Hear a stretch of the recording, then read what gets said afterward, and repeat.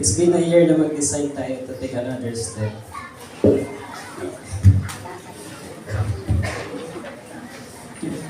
Congratulations sa akin.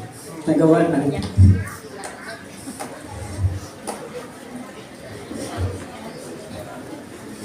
Nalampasan natin lahat ng pagsubok. At ngayon, dito tayo. Matatapos ang buhay ng araw na kinikilala natin ang isa't isa.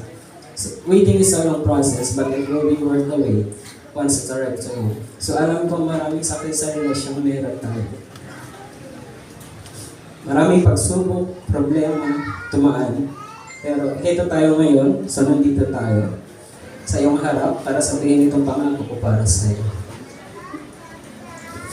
Sa relasyon, there will always be misunderstanding and struggles. So hindi ko sinasabi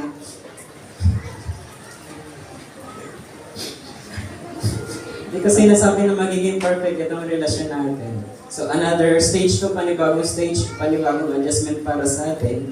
So may mga away, problema, tampuhan na mangyayari. Pero mas makikilala pa natin ang isa't isa. Pero sana naman, kung magkaroon man tayo ng di pagkakaunawaan, mas piliin nating ayusin at intindihin ng isa't isa. Salamat sa taas dahil nakilala kita. Kilala na kila tatay, sa mga kaibigan at pamilya pumunta ko para sa comfortan.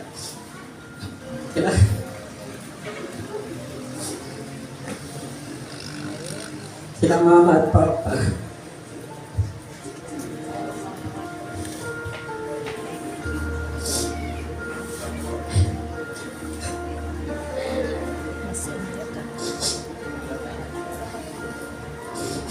Gusto ko sana makita nila ako nakatayo dito sa harap.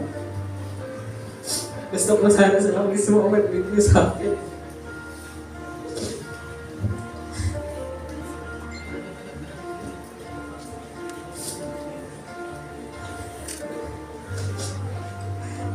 Sa mga kapatid ko, salamat sa suporta ng mga advice.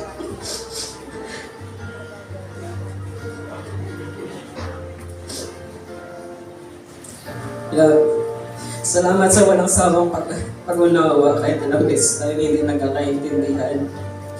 Kahit minsan napakagulo kong intindihin, naandyan ka pa rin, nag-stay ka, hindi ako. Salamat sa pasensya sa lahat ng pakikinig at pagmamahal. I appreciate you. Kahit na hindi ko madalas nasasabi, mahal na mahal kita.